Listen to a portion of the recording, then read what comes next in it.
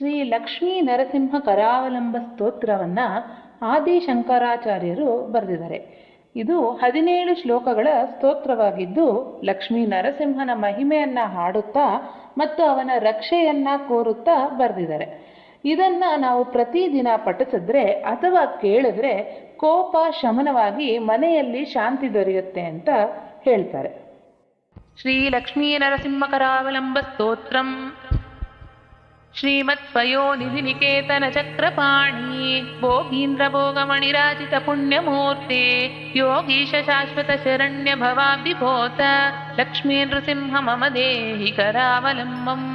ಬ್ರಹ್ಮೇಂದ್ರ ರುದ್ರ ಮರುಧರ್ಗ ಕಿರೀಟ ಕೋಟಿ ಸಂಘಟ್ಟಿತಾಂಗ್ರಿ ಕಮಲಾಮಲ ಕಾಂತಿ ಕಾಂತ ಲಕ್ಷ್ಮೀ ಲಸತ್ಕುಚ ಸರೋರು ಹರಾಜ ಹಂಸ ಲಕ್ಷ್ಮೀ ನೃಸಿಂಹ ಮಮ ದೇಹಿ ಕರಾವಲಂಬಂ.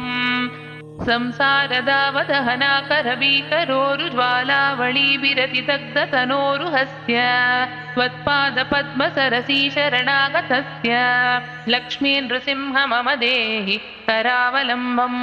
ಸಂಸಾರ ಜಾಲಪತಿತಸ್ಯ ಜಗನ್ನಿವಾಸ ಸರ್ವೇಂದ್ರಿಯಾರ್ಥ ಜಡಿಶಾಗ್ರ ಜಶೋಪಮಸ್ಯ ಪ್ರೋತ್ಕಂಪಿತಂ ಪ್ರಚುರತಾಲುಕಮಸ್ತಕಸ್ಯ ಲಕ್ಷ್ಮೀ ನೃಸಿಂಹ ಮಮ ದೇಹಿ ಕರಾವಲಂಬಂ.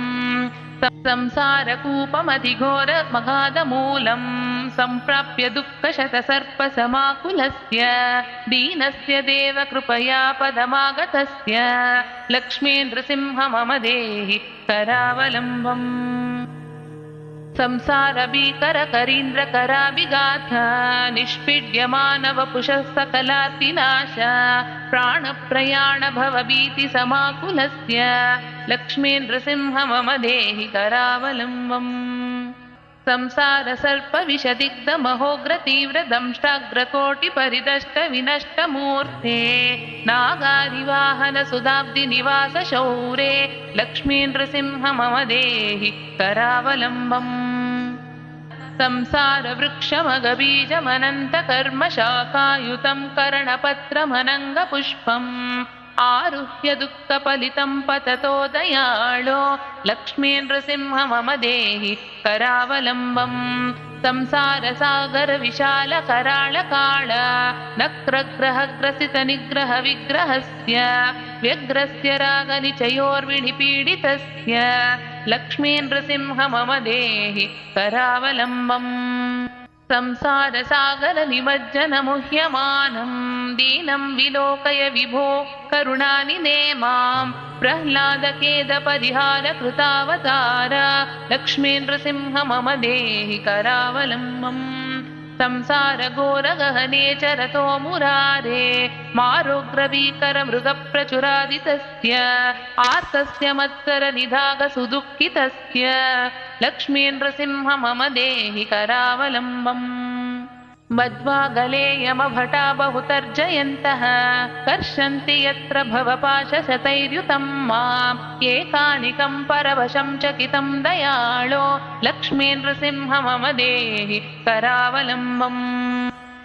ಲಕ್ಷ್ಮೀಪತೆ ಕಮಲನಾಭ ಸುರೇಶ ವಿಷ್ಣೋ ಯಜ್ಞೇಶ ಯಜ್ಞ ಮಧುಸೂದನ ವಿಶ್ವರೂಪ ಬ್ರಹ್ಮಣ್ಯ ಕೇಶವ ಜನಾರ್ದನ ವಾಸುದೇವ ಲಕ್ಷ್ಮೀ ನೃಸಿಂಹ ಮಮ ದೇಹಿ ಕರಾವಲಂಬಂ.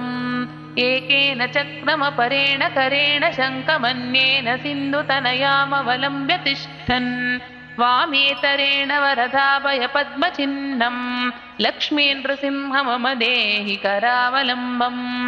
ಅಂಧಸ್ಯ ಮೇ ಹೃತ ವಿವೇಕ ಮಹಾದನಸ್ಯ ಚೋರೈರ್ಮಹಾಬಲಿಭಿರೀಂದ್ರಿಯ ನಾಮಧೇಯೈಃ ಮೋಹಾಂಧಕಾರ ಕುಹರೇ ವಿನಿಪಾತಿತಸ್ಯ ಲಕ್ಷ್ಮೀ ನೃಸಿಂಹ ಮಮ ದೇಹಿ ಕರಾವಲಂಬಂ. ಪ್ರಹ್ಲಾದ ನಾರದ ಪರಾಶರ ಪುಂಡರೀಕ ವ್ಯಾಸಾನಿ ಭಾಗವತ ಪುಂಗವ ಹೃನ್ನಿವಾಸ ಭಕ್ತಾನುರಕ್ತ ಪರಿಪಾಲನ ಪಾರಿಜಾತ ಲಕ್ಷ್ಮೀ ನೃಸಿಂಹ ಮಮ ದೇಹಿ ಕರಾವಲಂಬಂ. ಲಕ್ಷ್ಮೀ ನೃಸಿಂಹ ಚರಣಾಬ್ಜ ಮಧುವ್ರತೇನ ಸ್ತೋತ್ರಂ ಕೃತಂ ಶುಭಕರಂ ಭುವಿ ಶಂಕರೇಣ ಏತತ್ ಪಠಂತಿ ಮನುಜಾ ಹರಿಭಕ್ತಿಯುಕ್ತಾಃ ते यान्ति तत्पद सरोज मखण्डरूपम्.